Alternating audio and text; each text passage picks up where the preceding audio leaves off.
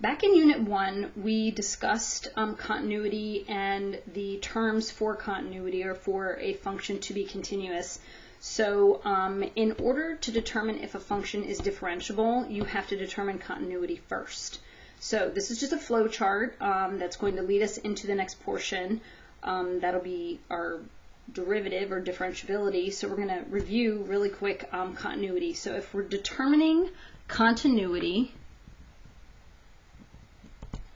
at some given point for x of a given function, these are the things that we need to look at. So first of all, you need to ask yourself, is both the limit as x approaches a from the left of that given function and the limit as x approaches a from the right of that given function a finite number, meaning a 2 or a 5 or 7, meaning it has a specific value?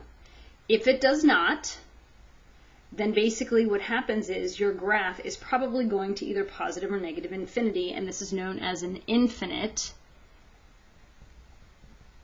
discontinuity, or ID, which we talked about before.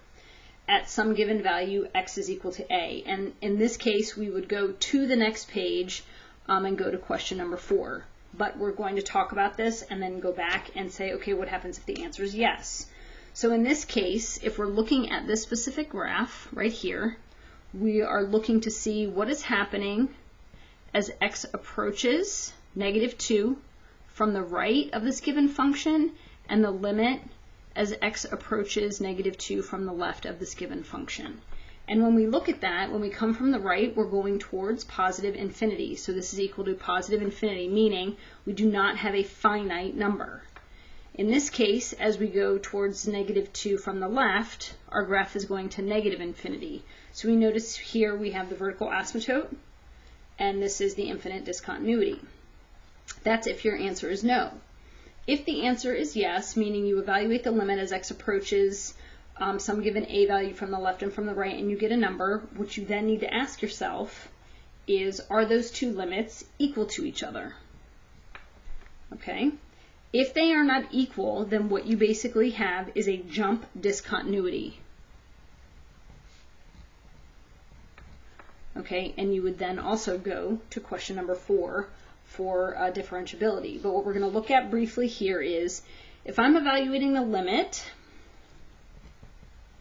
as x approaches, let's just call this 3, okay?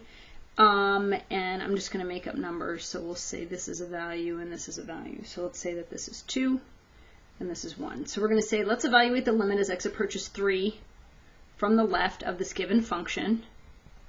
And if I'm approaching 3 from the left, I'm up here at 2. Okay, and then I want to evaluate the limit as x approaches 3 from the right of this given function. And if you notice here, I'm coming from the right, I get 1.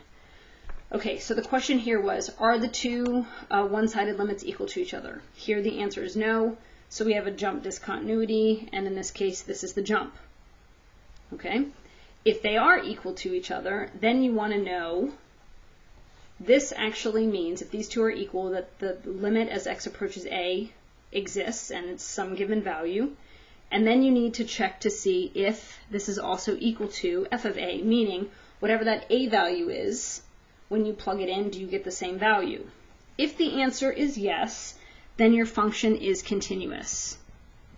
Okay, and this is based on the definition of continuity from Unit 1. If the answer is no, then you have what's known as a removable discontinuity, okay, which is a hole at x equals a, and you would go to question 4 on the next page. So again, when we take a look at this, let's just give this a number. Let's call this 2. This is 1. Let's make this 2, I guess. And what we're saying is the limit as x approaches 2 from the left of f of x is equal to the limit as x approaches 2 from the right of f of x, meaning I'm evaluating the limit here, here.